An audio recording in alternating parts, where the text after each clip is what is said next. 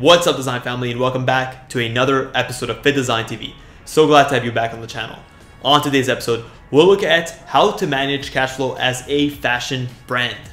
On a lot of our episodes, we speak about design related topics, but on today's episode, we want to look at cash. Obviously, it is the fuel for your business, and making sure that you know how to manage it and ultimately know how to manage the balance of payments coming in and out is essential to the long-term survival and growth of your business. So on this quick episode, we're going to go through 8 pieces of advice that you should heed if you're looking to manage cash flow in an efficient way that's going to guarantee the long-term success and growth of your business, and also 2 bonus major cash flow traps to avoid.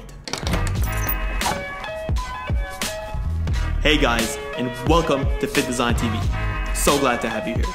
On this channel, we discuss all things sports fashion, graphic design, manufacturing, and technology.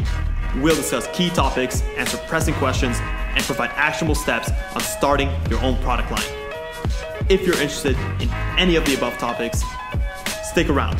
You're in for a good one.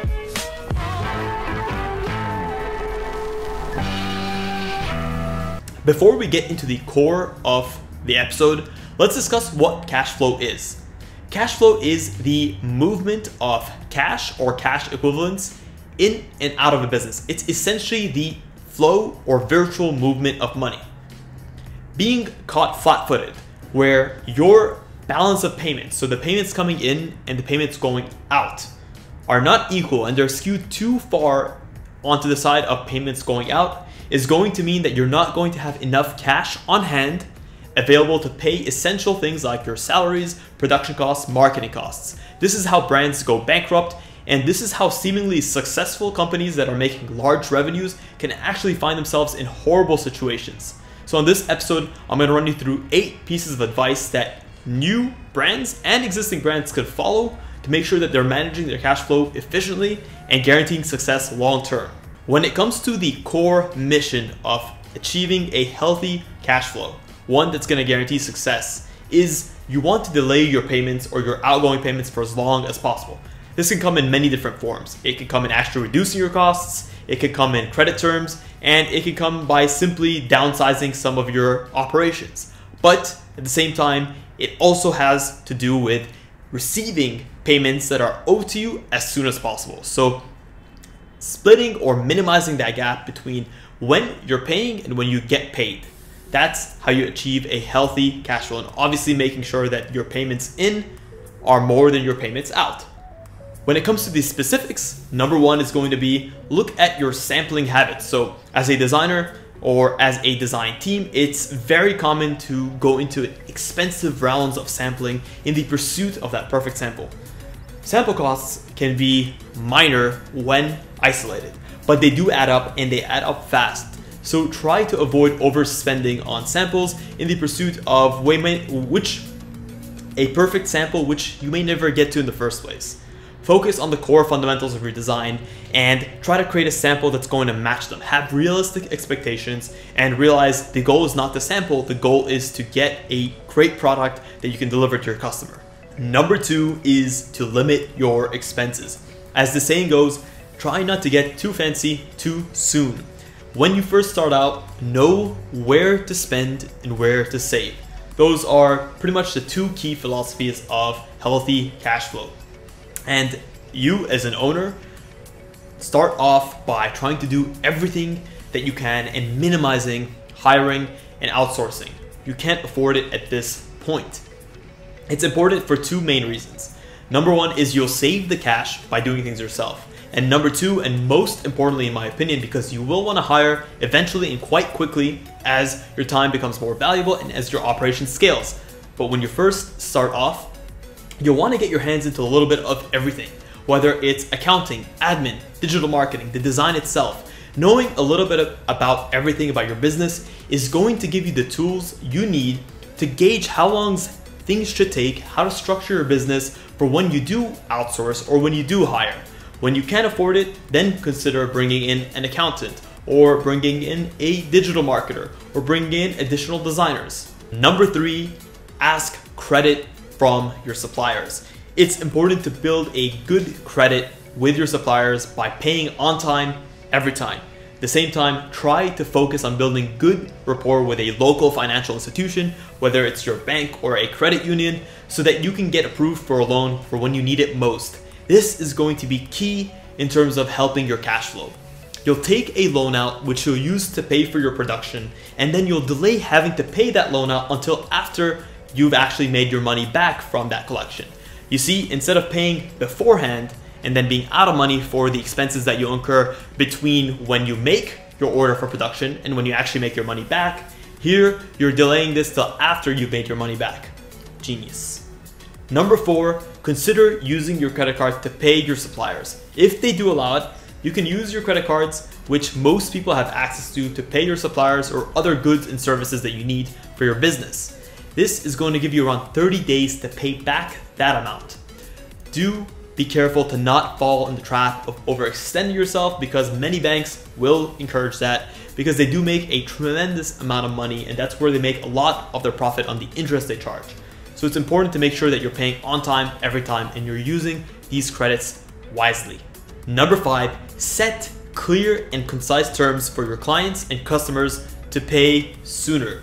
Whether that's by running pre-sales on your online store or by getting clients and buyers to purchase beforehand or on time, or setting deadlines or due dates, or even late fees for overpaid or overdue invoices.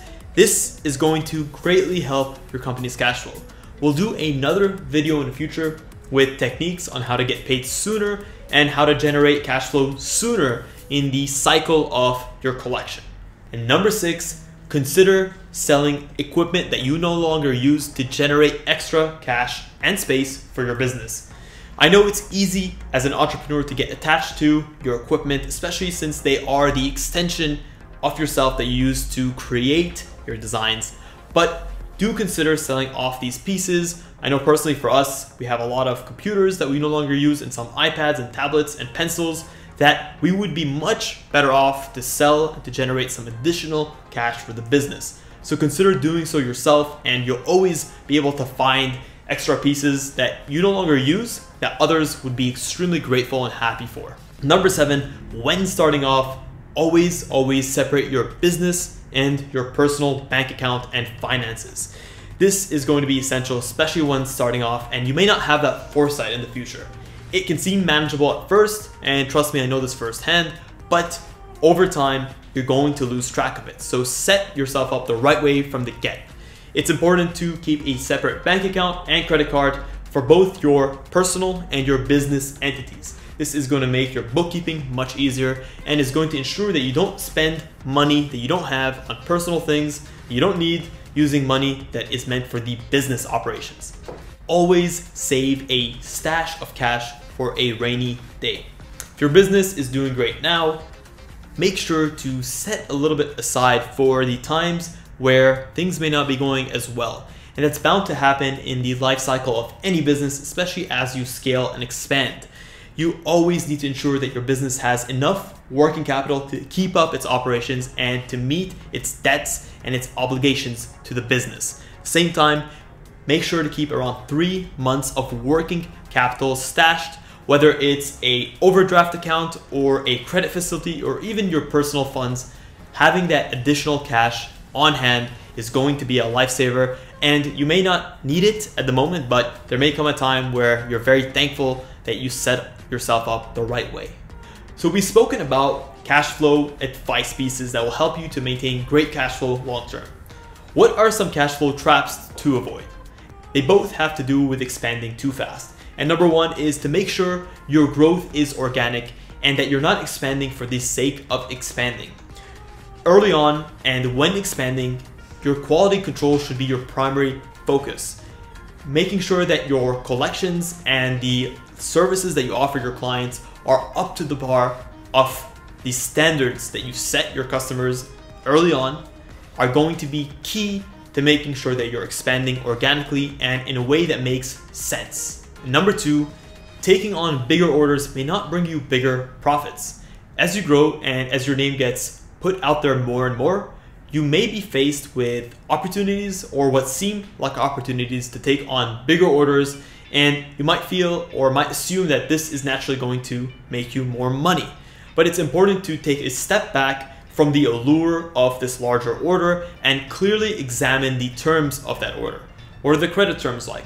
How are they paying? And ultimately, what are the margins that you're making? Are they lower than the industry average? Are they lower than what you're currently demanding? And making sure that this is a fair deal for you.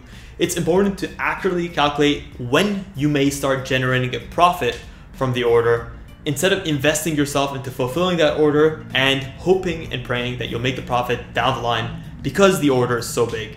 Well, that's a wrap, guys.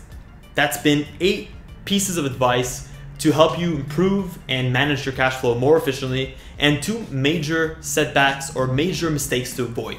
If you guys enjoyed this episode, please consider smashing a thumbs up. It really does help us out, helps more people see these videos, and it just encourages us to keep pushing and creating more content for you guys. Until next time, guys, if there's a specific episode of Fittdesign TV that you want to see, please let us know in the comments below. And until next episode, stay awesome.